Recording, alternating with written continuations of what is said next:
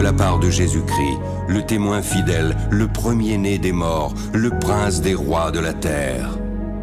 À celui qui nous aime, qui nous a délivrés de nos péchés par son sang, qui a fait de nous un royaume, oui, je viens bientôt. Que la grâce du Seigneur Jésus soit avec tous.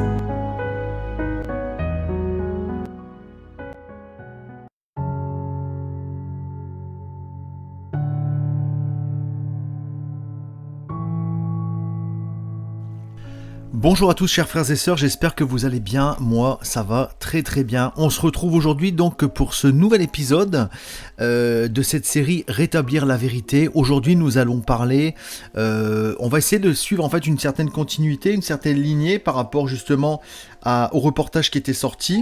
On va parler aujourd'hui des dérives, on va parler des faux apôtres, des faux enseignants. Et vous allez voir que Jésus l'avait fortement et très véritablement annoncé. Il faut comprendre qu'aujourd'hui, frères et sœurs, on est entouré autour de nous de différents types d'églises. Il faut bien comprendre aussi une chose, c'est que malheureusement, ces églises, pour la plupart, ne marchent pas forcément dans la vérité de la Bible. Et la Bible nous dit que lorsque l'on sort de la vérité, lorsque l'on sort du chemin que Jésus nous a enseigné, qu'on commence à ajouter des petites choses, à en retirer, on est en train tout simplement de sortir de la foi. Donc c'est très très grave parce qu'en fait là on est en train tout simplement de mettre à défaut les gens avec Dieu, de les faire passer à côté éventuellement de leur salut, mais aussi pour celui qui enseigne. Voilà pourquoi la Bible nous dit d'enseigner qu'il y ait peu de personnes qui enseignent, parce que nous serons jugés 2 fois plus sévèrement. Dieu a recommandé de ne pas être nombreux à enseigner, et aujourd'hui c'est exactement l'inverse qui se passe. Satan est l'art et la manière en fait de venir et de tout simplement renverser, contourner, adoucir ce que Jésus a annoncé. On va voir plein de passages bibliques qui montrent que justement on est dans cette prophétie de la fin des temps. Il y a vraiment Jésus qui a été très très clair sur ces choses-là. Il nous a parlé de faux prophètes qui allaient s'élever, il fallait s'en garder. Il nous a dit qu'ils allaient séduire beaucoup de gens. Donc là on a bien sûr tous les gens qui s'autoproclament prophètes de Dieu, qui viennent juste d'être baptisés, qui n'ont aucune expérience, mais ils sont prophètes de Dieu. Dieu les a appelés à ci, Dieu les a appelés à ça.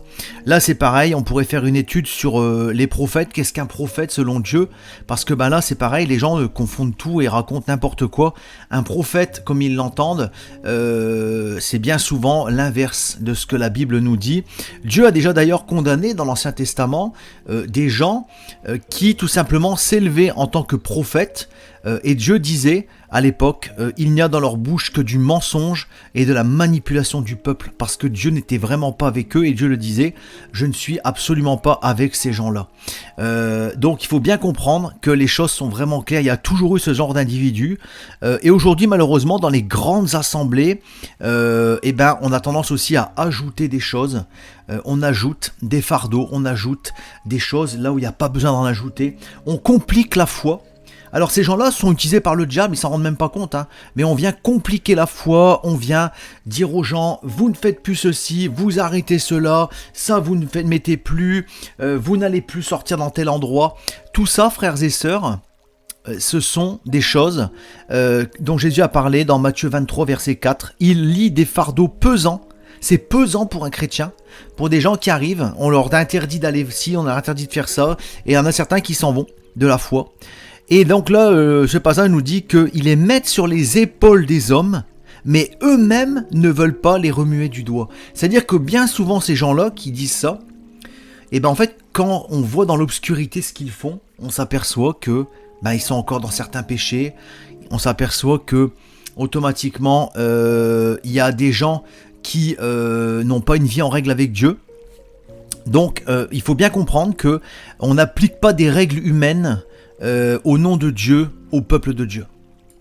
Dans Acte 20, du verset 29 à 30, les apôtres avaient été clairs également. « Je sais qu'il s'introduira parmi vous, après mon départ, des loups cruels qui n'épargneront pas le troupeau, et ils s'élèveront du milieu de vous des hommes qui enseigneront des choses pernicieuses pour entraîner les disciples après eux. Le mot pernicieux est quelque chose qui est très bon justement à développer, parce que c'est un mot qui veut dire dont l'évolution est très grave. Et ça dit également nuisible moralement. Donc ce sont des choses qui vont tout simplement créer chez les gens un problème psychologique. Un problème psychologique où la personne se sentira mal dans sa personne, mal dans sa relation avec Dieu. Et ça peut aussi avoir une évolution nuisible, grave. Et ça peut nuire donc à la foi. Alors par exemple, les choses pernicieuses qui sont annoncées par les fausses assemblées, vous allez tout simplement avoir les interdictions de jouer aux jeux vidéo, les interdictions de regarder certains types de films, les interdictions d'écouter de la musique mondaine, les interdictions de ceci, de cela. Alors comprenez bien une chose, c'est que la Bible nous dit bien que tout nous est permis, mais tout n'est pas utile et tout n'édifie pas. Dieu n'interdira jamais à quelqu'un de faire quelque chose. On m'a reproché dans les commentaires que les films d'horreur, voilà. Donc, vous voyez, c'est la semence, c'est la semence des églises modernes. Regarder un film d'horreur ou regarder un film au cinéma ou aller manger à un restaurant, parfois, dans cette assemblée, c'est interdit. Parce qu'on doit regarder autour de la communion fraternelle, on ne doit plus côtoyer sa famille, on ne doit plus regarder tel genre de film, sinon on peut être possédé. Voilà, vous voyez. Donc, frères et sœurs, comprenez bien une chose, c'est que je suis un modèle vivant par rapport à ça, de choses que je me suis permis, qui ne m'emmènent pas forcément à pécher, qui ne m'ont jamais détaché de ma relation avec Dieu. Dieu me parle de manière régulière. C'est pas pour autant que j'ai pas réussi non plus à me sanctifier, parce qu'aujourd'hui j'ai abandonné, on va dire, la plupart de mes péchés. La seule chose aujourd'hui qui me manque peut-être, ce serait d'éviter peut-être certaines vulgarités qui parfois sortent encore de ma bouche de manière on va dire assez rare. Mais voilà. Mais en tout cas, j'ai même des frères qui m'ont dit dans les commentaires, et j'avais même un petit peu été étonné, parce que là c'est pareil, c'est sorti de son contexte, on aura l'occasion justement d'en parler dans le contexte de la sanctification, et le fait justement, est-il possible de ne plus pécher. Un frère qui m'a dit, il m'a sorti un passage en me disant que celui qui dit qu'il n'a jamais péché, vous voyez, donc ce passage est quand même bien sorti de son contexte, parce qu'en fait, je n'ai jamais dit que je n'avais jamais péché, je suis pécheur. Cependant, je rentre dans le processus de la sanctification, donc mes péchés s'estompent. Et ça aujourd'hui, frères et sœurs, c'est encore une doctrine, mais qui vient des profondeurs de l'enfer et qui emmène des millions de chrétiens en enfer. Le fait de dire que je n'ai pas besoin de me sanctifier, le fait de dire qu'on est tous pécheurs, que Dieu est amour. Vous verrez, on fera également une vidéo très prochainement sur le caractère fort que Jésus avait. Parce qu'aujourd'hui on vend un Jésus qui est amour, qui ne châtie pas, qui se moque que les gens pêchent. Voilà, tout ça, on est loin du Jésus de la Bible. Je vous remontrerai des passages qui montrent bien la façon dont Jésus parle aux sept églises, la façon dont il va revenir avec des flammes dans les yeux et des épées. Il y a quand même un Dieu de justice derrière. Et les gens ont tendance à oublier que Jésus, c'est Dieu, et que le Dieu de l'Ancien Testament, c'était Jésus. Et que automatiquement, on a vu aussi que Dieu a fait périr les fils d'Aaron à la sortie de la tente, que Dieu a châtié de manière incroyable, que Dieu a châtié également Zaphira et son mari, Ananias. Donc y a quand même aussi les choses à remettre dans le contexte. Donc ça, on en parlera également dans une autre vidéo. Mais en tout cas, voilà, aujourd'hui, faites attention à qui vous allez donner votre confiance sur Internet ou dans les églises dans lesquelles vous êtes. Ne croyez pas tout. Ne croyez pas tout ce qu'on vous dit et ce qu'on vous enseigne. N'oubliez pas que lorsqu'on vous privera, qu'on vous demandera une privation, allez chercher dans votre Bible ou dans votre relation avec Dieu si ce que vous faites, ce qu'on vous demande d'arrêter, va nuire à votre relation. Bien sûr, frères et sœurs, un chrétien ne doit pas regarder de la pornographie. Un chrétien ne doit pas regarder un film d'horreur s'il se fait peur et si ça le traumatise. Un chrétien ne doit pas regarder des films remplis de violence si ça va lui nuire à son intellect. Mais en fait, il faut bien comprendre une chose, c'est que la Bible nous dit que tout nous est permis mais tout n'est pas utile. Mais il faut bien comprendre également que il ne faut pas comprendre ce contexte de la liberté comme un prétexte pour pécher, comme la Bible nous le dit. Et en fait, le prétexte à pécher, c'est l'influence spirituelle qu'une musique, qu'un film va vous donner. Il y a des gens qui vont jouer à des jeux vidéo de violence ou qui vont regarder un film de violence, qui vont tout simplement engendrer la violence dans la rue. Ils vont reproduire, voilà. Bon, souvent, c'est pas des chrétiens, mais bon, voilà. La musique mondaine, c'est pareil. Elle n'est pas interdite. La Bible n'a jamais marqué n'écoutez plus de musique mondaine. On sait que ça vient du monde. On sait que il y a des influences démoniaques derrière qui peuvent emmener les gens à être poussés et à avoir envie de faire comme par exemple certains rappeurs, fumer, boire de l'alcool, aller en discothèque, collectionner les filles ou les garçons. Ça, c'est de l'influence spirituelle qu'il y a derrière. J'en ai été moi-même victime quand j'étais plus jeune. Et aujourd'hui, je sais que ce genre de musique, j'évite de l'écouter. D'ailleurs, le Saint-Esprit m'a convaincu et j'écoute de temps en temps, quelques musiques, mais en tout cas, c'est vraiment très rare. Et d'ailleurs, je suis pas quelqu'un qui écoute énormément de musique. Ça a tendance un peu à trop agir sur mon mental. Je préfère rester dans les bruits ambiants et dans ma concentration, dans l'adoration du Seigneur. Voilà, de temps en temps des louanges aussi. Mais voilà, c'est rare que j'écoute des musiques. Mais si vous allez écouter, on va dire, du Claude François ou quelque chose comme ça, c'est pas ça qui va vous emmener à pécher, vous mettre à défaut avec Dieu. Il y a un moment donné, frères et sœurs, c'est là aussi qu'il faut redresser un petit peu la barre et bien comprendre qu'aujourd'hui, ces églises ont mis sur le devant de la scène des interdictions en tout genre. Les chrétiens ne savent plus s'y retrouver. Et aujourd'hui, c'est plus Dieu qui éduque, ce sont les pasteurs. Souvent les faux pasteurs. On ne se laisse plus guider par le Saint-Esprit, je l'avais dit, et il est grand temps, frères et sœurs, de retrouver votre relation avec Jésus, qui va lui-même vous convaincre. La Bible nous dit que le Saint-Esprit nous convainc des choses. Aujourd'hui, c'est pas votre pasteur qui doit vous convaincre, c'est le Saint-Esprit. Donc là, frères et sœurs, il est temps de revenir à la doctrine biblique. Le livre de 2 Pierre, du chapitre 2, versets 1 à 3, il y a eu de faux prophètes parmi le peuple, et il y aura de même parmi vous de faux docteurs, donc de faux enseignants encore, qui introduiront des sectes pernicieuses, donc dangereuses, encore ce mot-là. Plusieurs les suivront dans leur dissolution. Donc vous voyez la dissolution, et la voix de la vérité sera calomniée à cause d'eux. Donc là, vous voyez, Pierre le condamne de manière très ferme. La vérité de Christ va être calomniée, va être édulcorée. On va ajouter, on va enlever, on va faire toutes ces choses-là. Et Paul l'a aussi mentionné dans 2 Timothée chapitre 4, versets 3 à 4.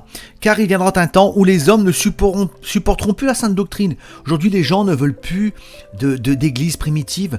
Les gens ne veulent plus avoir une communion simple, dans la paix, dans la joie, dans la discrétion. Les gens veulent du spectaculaire. Les gens veulent des gens qui tombent, des frères qui tombent. Ils veulent des miracles, ils veulent toutes ces choses-là. Mais Dieu n'a jamais dit que les miracles allaient continuer. Dieu n'a jamais dit qu'il y aurait des miracles tous les dimanches. Les miracles sont là pour une certaine raison et on n'a pas à forcer la main de Dieu dans ces choses-là. C'est Dieu qui décide. Aujourd'hui, on a oublié le mot souverain. On a oublié de dire que Dieu est souverain. Dieu n'est pas un pantin. Dieu n'est pas une baguette magique. Dieu n'est pas un Harry Potter sur un nuage qu'on utilise pour épater la galerie. Voilà, il y a ça aussi qu'il faut comprendre, frères et sœurs. On n'a pas besoin de punchline sur la scène. On n'a pas besoin de grands discours. La Bible nous dit que les grands discours vains et stériles. Elle nous parle des grands discoureurs comme étant des gens que Dieu n'apprécie pas forcément. Donc aujourd'hui, tous ces pasteurs qui se montrent devant des milliers de personnes, qui réclament des centaines de millions d'euros chaque année, tous ces pasteurs qui répètent avant de leur prêche, sans être guidés par le Saint-Esprit, sans se laisser guider non plus aussi par ce que Dieu va susciter en eux. Et ben voilà, tout ça c'est une catastrophe, vraiment une catastrophe. Et d'ailleurs, on est dans une forme de légalisme, c'est-à-dire qu'en fait on est en train de transformer la vérité en une espèce de loi humaine, de loi charnelle, afin d'obtenir quoi ? Un contrôle religieux. C'est un contrôle religieux, voilà. Et Paul l'a très, très clairement dit également aux Galates. Et cela à cause, donc chapitre 2, verset 4, et cela à cause des faux frères qui s'étaient glissés parmi nous et qui s'étaient introduits pour épier la liberté que nous avons en Jésus-Christ afin de nous quoi ? De nous asservir. De nous asservir, frères et sœurs. De nous mettre sous un joug. Je peux vous dire, frères et sœurs, que j'ai vu des gens casser leur télé.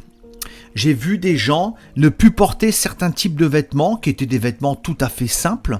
J'ai vu des femmes arrêter de mettre par exemple des pantalons. Donc des pantalons qui n'étaient pas forcément très moulants, mais avec lesquels ils mettaient par exemple un pull pour cacher les formes. On les a vus du jour au lendemain se retrouver dans des jupes. Et au final les jupes étaient encore plus moulantes que les pantalons. Donc vous voyez, mais comme elles étaient en jupe, elles avaient l'impression d'être dans le chemin du Seigneur, de ne pas pécher. Voilà, parce qu'on avait introduit l'interdiction du pantalon. J'ai vu des femmes pieuses habillées en pantalon qui auraient pu donner des cours à des femmes habillées en jupe et qui justement pensaient être dans le chemin de Christ. Donc, voyez, frères et sœurs, Galates 5, chapitre 5, verset 1, c'est pour la liberté que Christ nous a affranchis. Demeurez donc fermes et ne vous laissez pas mettre de nouveau sous le joug de la servitude. Colossiens chapitre 2 versets 20 à 23. Si vous êtes morts avec Christ au rudiment du monde, pourquoi, comme si vous viviez dans le monde, vous impose-t-on des préceptes ? Ne prends pas, ne goûte pas, ne touche pas. Ces choses ont à la vérité une apparence de sagesse, mais elles sont sans aucune valeur réelle et ne servent qu'à satisfaire la chair. Donc là, ces passages, frères et sœurs, vous ne pourrez pas dire que vous n'êtes pas prévenus. Là, on est vraiment dans tout simplement la vérité biblique. On est dans la vérité biblique et Paul l'a annoncé aux Colossiens. Je vais vous lire le passage. On avait déjà des gens à l'époque qui disaient « Ne prends pas ceci, ne goûte pas cela, ne touche pas à ceci, ne t'habille plus comme ça, ne regarde plus tel film, n'écoute plus telle musique, ne va plus dans tel endroit. » Et en fait, on est en train de tomber, comme du temps des pharisiens, dans le légalisme, dans les lois charnelles. Paul le dit, ça vient de la chair. C'est charnel. C'est charnel. On a vu tous ces passages, frères et sœurs. J'espère que vraiment, ils pourront exploser en vous, vous donner la joie. Mais attention, aujourd'hui, je ne suis pas en train de vous dire qu'il faut s'abandonner à toute chose. La Bible nous dit bien que nous devons demeurer dans l'obéissance. Il ne faut pas que ça influence négativement, les choses que vous faites doivent influencer négativement votre relation avec Dieu. Il faut faire attention également à l'idolâtrie. Si vous regardez par exemple une petite série, attention que cette série ne devienne pas, ne devienne pas une idole en fait que vous allez continuellement, parce qu'il y a des gens en fait qui tombent dans une série et on enchaîne une deuxième, une autre. Je vais vous dire une bêtise, vous passez un dimanche à regarder 5 épisodes d'une série qui vous plaît, après vous ne regardez plus la semaine, vous vous faites un petit plaisir, c'est pas pour ça que Dieu va vous condamner. Vous voyez, il y a des assemblées qui condamnent ce genre de choses. Le Seigneur lit les cœurs, le Seigneur sait très bien que vous lui portez la place numéro 1. Moi, quand je regarde une série à la télévision ou un film, jamais je ne culpabilise parce que je sais.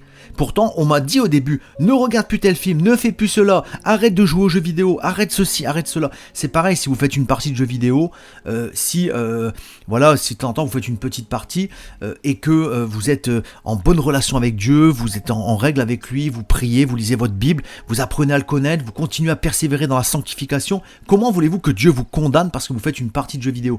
Cependant, si cette partie de jeux vidéo vous emmène à insulter des gens, vous emmène à exploser de colère ou des choses comme ça, là dans ces cas-là, reposez-vous la question de savoir si justement ce que vous êtes en train de faire n'est pas en train de vous mettre à défaut avec Dieu. Donc c'est ça en fait. Est-ce que ce que je fais m'emmène à pécher, m'emmène à me mettre à défaut avec Dieu, dans le sens où je vais commettre un péché ? Vous voyez ? Si vous ne commettez pas de péché, que vous regardez simplement, sur quelle base Dieu vous condamnera ? Sur quelle base ? Dites-le moi. Donc vous voyez, c'est tous ces pasteurs-là qu'il faudrait condamner en fait. Il faudrait les condamner et on va dire pas les condamner, mais les mettre devant le fait accompli en disant sur quelle base Dieu me condamnera-t-il par rapport à ce que je fais ? Donne-moi une explication. Et là, généralement, ils ne savent pas quoi répondre. C'est souvent par un manque de connaissances que les gens se permettent de manipuler. Et bien souvent, c'est les petits jeunes qui démarrent dans la foi qui sont l'objet. Et après, on les fait tomber dans une forme de culpabilité. Ah, tu n'as pas fait ça, Dieu va te punir. Dieu va se couper de toi. Dieu va châtier. Dieu va ceci, Dieu va cela. Et on culpabilise, on culpabilise. Ça finit qu'à des moments, on arrive même parfois à mettre le mari et la femme à défaut l'un avec l'autre. Parce que la femme dit, mon mari, il est faible, ou ma femme est faible, elle n'arrive pas à s'en sortir, Dieu va nous châtier, va châtier la famille, va châtier les enfants, voyez, et en fait on est en train de tomber dans une spirale que j'ai moi-même expérimenté, on est en train de tomber dans une spirale de légalisme, de secte, de dérive sectaire, d'extrémisme religieux, de pharisiens, de privation de la liberté que Christ nous a donné, de fardeau, de joug dans la foi que Dieu va condamner fermement. Je peux vous dire que Dieu va condamner fermement parce que c'est inadmissible de tels comportements, c'est inadmissible qu'on joue avec les sentiments des gens dans la culpabilité. C'est pareil pour le fait de soutirer de l'argent, c'est exactement pareil. Quand on arrive devant les gens et qu'on leur dit « Oh frères et sœurs », là on est déjà en train de se plaindre et de jouer pour obtenir. Frères et sœurs, rendez-vous compte aujourd'hui des dérives qu'il y a dans le corps de Christ. Il faut s'en rendre compte. Si j'ai créé cette série, c'est vraiment pour vous ouvrir les yeux. Vous voyez, Paul en a parlé aux Galates, Paul en a parlé aux Colossiens. Les apôtres ont prévenu des faux frères, des faux enseignants. Donc maintenant, voilà, il y a les choses qui sont vraiment très très claires. Jean chapitre 8 verset 31, 32 jusqu'à 36. Si vous demeurez dans ma parole, vous êtes vraiment mes disciples. Donc il faut demeurer dans la parole, dans la foi, dans l'obéissance. Vous connaîtrez la vérité et la vérité vous affranchira. Si donc vous affranchit, si le Fils vous affranchit, vous serez réellement libres. Libres, frères et sœurs. Donc maintenant, voilà moi ce que je voulais vous dire. Et il faut bien comprendre qu'à partir de là, vous savez que vous n'êtes plus esclave. Vous savez que on n'a pas à vous interdire quoi que ce soit. Mais vous savez aussi que si ce que vous faites vous amène à pécher, là vous devez arrêter. Il y a des endroits, c'est pareil. Il y a des endroits, on va parler par exemple de la discothèque. La discothèque, il faut le dire, ce n'est pas un endroit pour un chrétien. Ce n'est pas un endroit pour un chrétien. La discothèque est un endroit où il y a de la dépravation, où il y a de la séduction, où il y a parfois de l'adultère, de la fornication, de la prise de stupéfiants, de drogue. Dans les discothèques, c'est devenu n'importe quoi. Il y a de la bagarre, il y a de la violence, il y a de la rivalité. Ce sont des endroits de perversion. Ça va vous amener tôt ou tard des problèmes. Ça, c'est sûr et certain. En plus de ça, vous couchez la nuit. On sait que la nuit, le foie régénère, tout simplement se régénère. Le foie est un élément clé de l'organisme. Donc, en allant comme ça la nuit dans les endroits comme ça, en plus, généralement, vous consommez beaucoup d'alcool. Donc voilà, automatiquement, ça engendrera du péché. C'est un lieu qui est très, très nuisible. Certains ils vont y aller et ils ne pêcheront pas. Mais moi personnellement, j'ai décidé de ne pas aller dans un tel lieu parce que c'est quelque chose qui est, voilà, je ne vois aucun intérêt en fait, à part me causer des problèmes et de la nuisance. Voilà, je préfère laisser mon corps au repos. La nuit est fait pour dormir, c'est pas fait pour aller danser. Et la Bible nous dit bien que ceux qui s'enivrent la nuit. Paul avait mentionné ce passage qui m'avait toujours resté marqué. Le péché généralement surabonde la nuit. Le péché se réveille, les ténèbres se réveillent la nuit. C'est là qu'on peut faire en cachette. On est dans l'ombre, dans la pénombre, dans l'obscurité. Donc voilà, frères et sœurs, pareil, je vous ai abordé plusieurs sujets aujourd'hui, j'ai essayé de, voilà, alors je sais que dans les commentaires, certains vont dire « Oh là là, Fred fait ceci, Fred fait cela ». Moi j'ai envie de vous dire simplement, c'est que lorsque le Seigneur m'a appelé à prêcher sur Internet, ma vie n'a cessé d'augmenter. Aujourd'hui, on arrive à me dire tu es orgueilleux parce que tu dis que tu ne pêches plus. Mes frères et sœurs, moi je peux vous dire que ma relation avec le Seigneur s'améliore de jour en jour, que j'ai abandonné 90% de mes péchés, que je ne les commets plus, que les tentations sont toujours présentes, comme tout homme, les tentations sont présentes. Pour les femmes, c'est d'autres tentations, mais voilà, tout être humain, normalement constitué aura jusqu'à la fin de ses jours des tentations de retomber dans ses travers. La Bible nous en parle également clairement. De temps en temps, j'ai le tabac qui m'appelle. De temps en temps, j'ai des soirées voilà, où on peut très vite facilement tomber dans l'ivresse. Donc moi je m'abstiens. Voilà, j'ai des tentations comme tout être humain. On est charnel. Paul l'a dit, vous n'avez pas encore lutté jusqu'au sang contre le péché. Donc le péché, c'est une lutte jusqu'au sang, c'est-à-dire une lutte vraiment acharnée. Mais aujourd'hui, ce que je vous dis, frères et sœurs, c'est de faire attention. Faites attention aux assemblées, faites attention aux spectaculaires. N'oubliez pas ce que je vous ai dit dans la vidéo précédente, c'est que on n'est plus dans la relation avec Jésus, c'est-à-dire dans la spiritualité profonde que Dieu attend, mais on est dans l'émotionnel, on est dans le religieux. Aujourd'hui, il y a des mouvements dans le religieux. Et aujourd'hui, alors, c'est compliqué de trouver une bonne assemblée. C'est très très compliqué, mais c'est pas impossible. Alors maintenant, aller dans une assemblée pour dire d'aller dans une assemblée, c'est pas ça qui fera que vous aurez votre vie éternelle. Et j'ai même entendu aussi, tu n'as pas d'assemblée, tu n'es pas sauvé. Donc là, vous voyez, ça c'est la cerise sur le gâteau pour garder les gens.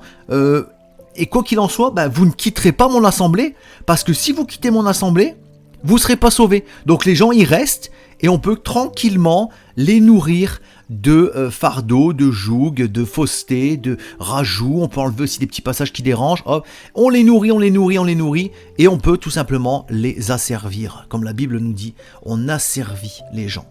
Et ça, frères et sœurs, je peux vous dire une chose, c'est que Dieu n'aura aucun scrupule à condamner des gens qui se sont comportés de la sorte, parce que ce sont des gens qui n'auront pas été droits, qui n'auront pas été francs, sincères, qui auront été dans une forme de dérive, une forme de dérive de la vérité, donc sortir de la foi, et ça on sait que c'est Satan qui agit de la sorte. C'est Satan qui agit de la sorte. Moi je me rappelle, quand j'ai parlé avec vraiment un serviteur de Dieu qui aime réellement Dieu, quelqu'un qui s'attache à la parole, c'est un pasteur sur Paris, quand je commençais ma foi, j'avais 3 ans dans la foi, quand il m'a ouvert les yeux et que je me suis posé et je me suis dit, en fait, tout ce que j'ai appris, enfin une très grande partie, il faut tout revoir. Il faut tout revoir en fait. Parce que je m'étais privé de plein de choses. J'étais devenu fade, j'étais devenu rebelle, envers la société. Donc c'est-à-dire qu'en fait j'avais de l'amour, mais j'avais l'impression d'être comme un ermite. En fait, je voulais plus parler avec les gens parce que je savais que si j'étais avec telle ou telle personne, voilà, ils allaient m'influencer. Donc j'étais devenu pas du tout comme Christ. Mais maintenant, la difficulté, c'est de réussir à faire le juste milieu, c'est-à-dire ne pas partir dans le légalisme et l'extrémisme religieux, et ne pas partir non plus dans le, on va dire, la paresse spirituelle, ou le fait de plus rien entreprendre, pour dire de ne pas se refroidir en fait, ou de se tiédir. C'est ça la difficulté, hein, quand on n'a pas d'assemblée, notamment je pense à beaucoup d'entre vous qui n'avaient pas d'assemblée. C'est pour ça aussi que j'ai repris des vidéos sur internet, parce que je sais que beaucoup n'ont pas d'assemblée et que ça leur permettra d'avoir une nourriture spirituelle. Vous pourrez reméditer et relire les passages que je vous ai donnés, qui sont des passages qui viennent de Dieu, hein, qui viennent de Jésus. Donc là vous n'aurez pas de compromis à les comprendre et à vous dire voilà, est-ce que ce que je fais c'est bien ou c'est pas bien. Là vous savez que ça vient de Dieu, donc il n'y a même plus à chercher. Voilà. Mais maintenant, sachez une chose, c'est que voilà, faites attention. Vous pouvez continuer à côtoyer votre assemblée. Je vous dis pas de sortir de vos assemblées, hein, parce que peut-être vous avez des très bons frères et sœurs avec qui vous entendez très bien. Mais juste une chose, frères et sœurs, lorsqu'on vous impose des choses, lorsqu'on vous dit tu ne feras pas ça, tu ne feras pas ceci, non, faut surtout pas faire ça. Chut. Est-ce que la Bible me le dit? Non, je continue de le faire, tu n'as rien à m'enseigner. Jésus m'a dit que j'ai la liberté. Ce que je le fais avec une conviction. Maintenant, la Bible nous dit que tout ce qui n'est pas le fruit d'une conviction est un péché. Donc si vous le faites avec conviction et que ce que vous faites ne vous amène pas à vous mettre à défaut avec Dieu ou à pécher, eh bien écoutez, tant que ça ne devient pas une habitude régulière, une idole qui remplace le temps de Dieu ou des choses comme ça, là, vous savez que vous n'allez pas vous mettre à défaut avec Dieu. Par contre, si ça vous amène à prendre sur votre temps avec le Seigneur, ça devient trop régulier, que vous péchez, qu'il y a des mauvaises pensées, des mauvaises paroles, lorsque vous faites, que vous regardez, vous êtes dans un certain endroit, vous savez que là, vous n'êtes pas dans le bon chemin, vous n'êtes pas à votre place et il faut abandonner. Les choses sont claires, frères et sœurs, la liberté est en Christ et ne laissez personne vous enlever cette liberté parce que la liberté engendre la joie, la liberté engendre l'entrepreneuriat pour Christ, tandis que le légalisme engendre la tristesse, la monotonie et généralement on entreprend mais mal. On entreprend mal, on devient un mauvais évangélique, on devient un légaliste, on fait peur aux gens, on sème une mauvaise graine en fait qui va donner de l'ivraie. Et combien de gens j'ai vu rentrer dans certaines assemblées, ils sont partis en courant parce qu'en fait, alors tu arrêtes ceci, tu arrêtes cela, tu fais plus ça, tu fais plus ci. Ils ont aussi oublié le passage où Paul nous dit que nous devons aussi faire attention à ce que nous disons qui sort de notre bouche devant les gens qui ne sont pas affermis. Nous ne devons pas donner de la nourriture solide à des gens qui ne sont pas capables de prendre un biberon spirituel. Donc nous devons aussi mesurer nos paroles, être réfléchis avant de parler. Et la Bible nous dit qu'il y a un temps pour tout. Il y a un temps pour tout. Et tout enseignement doit être appuyé par les Écritures. Voilà, frères et sœurs. Donc attention aux loups, attention aux faux pasteurs, attention aux grandes églises super belles. La Bible nous parle aussi des super beaux bâtiments avec les méga pasteurs habillés en costard qui sont là, qui jaillent sur l'estrade, qui en mettent plein la vue. Je suis prophète, Dieu m'a parlé sur toi, Dieu m'a donné un message. On essaye d'épater la galerie, on essaye de saisir, on essaye de faire des miracles, on essaye de... Non. Frères et sœurs, non. Restons les pieds sur terre et n'oublions pas une chose, les miracles, c'est pareil, on aura l'occasion de refaire une vidéo, les miracles ne sont pas systématiques. Les miracles ont été donnés dans un but et un sens bien précis. Donc parfois Dieu ne fait pas de miracle, parfois Dieu ne le fera pas parce qu'il n'y a pas l'utilité, parce que Dieu connaît le cœur de la personne qui est en face et elle ne sera pas touchée. Parfois Dieu peut faire un miracle pour confondre la personne, pour lui dire voilà ce jour-là je t'ai fait un miracle, tu l'as vu, tu y as cru dans ton cœur, mais tu as refusé de me suivre. Et parfois, Dieu fait un miracle pour toucher le cœur de la personne. Et là, il y a transformation et la personne devient un enfant de Dieu. Donc voilà, frères et sœurs. Attention aussi aux soirées spéciales. Recevoir le Saint-Esprit, on force la main de Dieu. Voilà, ça c'est pareil, c'est les grandes dérives des églises modernes. On fait des soirées à thème, des soirées spéciales. Moi, si je devais faire une soirée pour demander l'aide de Dieu, je ferais, par exemple, un rendez-vous avec le Seigneur, dans le but de lui demander le Saint-Esprit s'il est d'accord, dans l'humilité, dans le respect. On ne fait pas une soirée en affirmant que ça va se dérouler, parce que là on est en train de forcer la main de Dieu et Dieu est souverain. Donc vous voyez, dans ces assemblées on peut voir tous ces genres de dérives. J'ai vu des gens, malheureusement, pareil, avec des faux parlers en langue. Des faux parlers en langue, des fausses prophéties, des faux miracles, des fausses guérisons où les gens avaient soi-disant été délivrés de démons alors qu'ils se retrouvent en hôpital psychiatrique. Il y a encore des séquelles. Dieu délivre à moitié. Donc les gens se posent des questions, mais pourquoi Dieu délivre à moitié ? Parce que ces gens-là veulent impérativement imposer leur puissance sur l'église, leur dénomination. Je suis grand serviteur, homme de Dieu. Voilà. Et ils assoient leur trône comme ça dans l'église. Et en fait... on est en train de sortir du cadre de la Bible parce qu'en fait, aucun apôtre ne s'est élevé de la sorte. Dieu n'est pas dans l'orgueil et l'élévation. Celui qui s'élève sera abaissé. Celui qui accepte de s'abaisser, Dieu va l'élever. Et aujourd'hui, on est en train d'arriver là. On est en train d'arriver dans des pasteurs qui sont idolâtrés, des gens qui n'ont plus d'intelligence spirituelle, plus de clairvoyance. Leur Jésus, c'est leur pasteur. Voilà. Et là, on est en train de tomber dans l'idolâtrie. Je peux vous dire, frères et sœurs, c'est que beaucoup pensent que Satan est un rigolo, mais je peux vous dire une chose, c'est que Satan est très puissant. Malheureusement, Satan est très puissant. Et il y a beaucoup de gens aujourd'hui qui sont en train de se faire berner dans les fausses doctrines, dans les fausses assemblées. Vous imaginez que parfois, il y a des assemblées où peut-être 99% des gens qui sont dans l'assemblée, qui écoutent, et le pasteur vont se retrouver en enfer. Et il y aura peut-être 1 ou 2 personnes dans l'assemblée qui va être sauvée. On a des assemblées comme ça aujourd'hui, frères et sœurs. C'est vraiment, je suis triste, vous savez, je suis vraiment triste quand je vois tout ça, parce que je vois des discours de pasteurs sur internet, je vais dans des assemblées, parfois c'est vide, parfois c'est superficiel, parfois c'est tout dans l'apparence alors qu'il n'y a rien derrière, parfois c'est dans la supercherie, parfois c'est dans l'idolâtrie, parfois c'est dans la tromperie. Parfois c'est dans la fabulation. On arrive à faire croire des choses. En fait, on arrive à faire croire à des gens des choses que quelqu'un qui a de l'expérience dans la foi se dit mais comment on peut arriver à croire ça en fait? Et ça passe. Ça passe. J'ai des gens autour de moi qui ont cru des choses incroyables et qui aujourd'hui m'ont tourné le dos. C'est triste, c'est triste. En fait, on peut rien. Tant qu'on décide de ne pas connaître la Bible parfaitement, de ne pas l'appliquer, et de faire confiance davantage à un pasteur sans aller chercher, sans parfois remettre sa parole en doute, et sans avoir une confiance prioritaire envers Dieu et la Bible avant un homme, il y aura ce genre d'égarement. Et il y aura des gens qui seront manipulés. Maintenant, frères et sœurs, Jésus a parlé des 7 églises. Il a parlé des églises de Sardes, de Laodicée. Il a parlé des gens qui vont justement partir dans les faux chemins, des gens qui vont se refroidir, des gens qui vont se tiédir, des gens qui vont partir dans les fausses doctrines, qui vont ajouter, qui vont enlever. Et ben, on aura l'occasion de faire une vidéo là-dessus.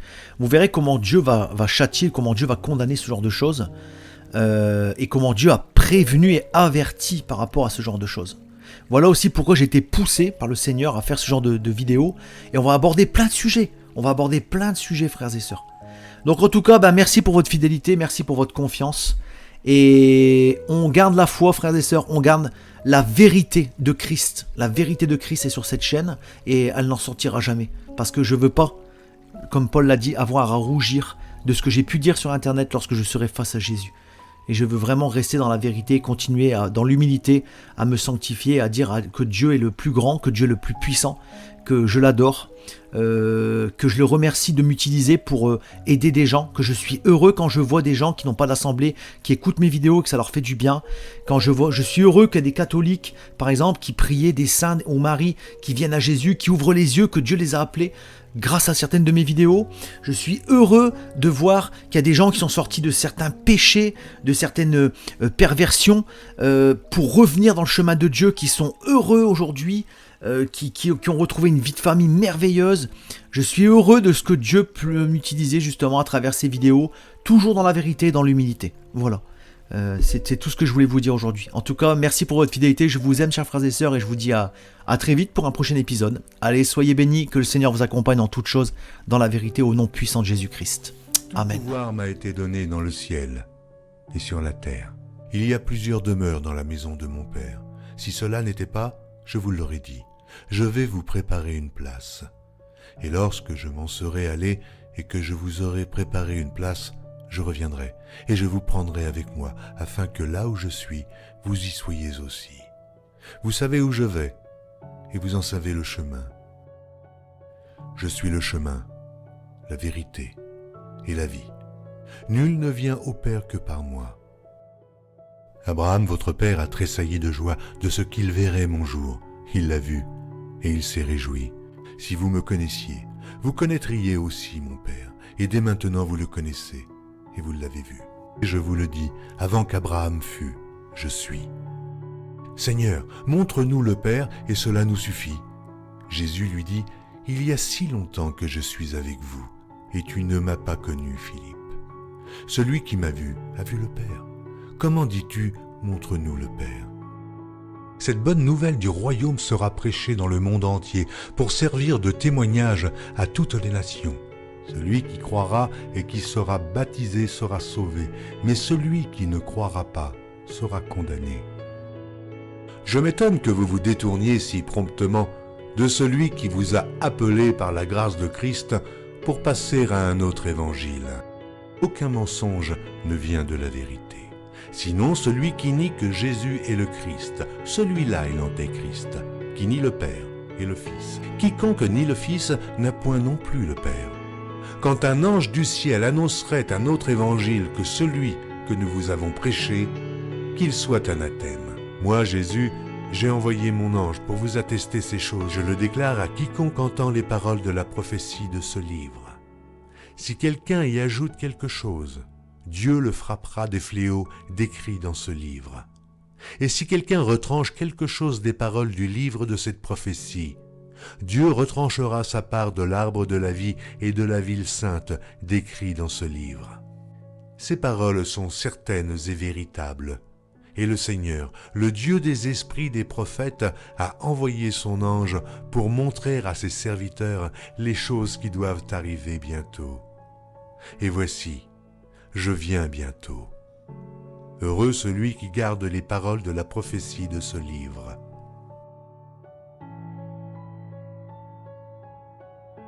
Voici, il vient avec les nuées, et tout œil le verra, même ceux qui l'ont percé. Et toutes les tribus de la terre se lamenteront à cause de lui. Oui, Amen. Je suis le rejeton et la postérité de David, l'étoile brillante du matin. Je suis l'alpha et l'oméga, dit le Seigneur Dieu, celui qui est, qui était et qui vient, le Tout-Puissant, le premier et le dernier, le commencement et la fin. Que la grâce du Seigneur Jésus soit avec tous. Moi, Jésus, je viens bientôt. Vous êtes d'en bas, moi je suis d'en haut. C'est pourquoi je vous ai dit que vous mourrez dans vos péchés. Car si vous ne croyez pas ce que je suis, vous mourrez dans vos péchés.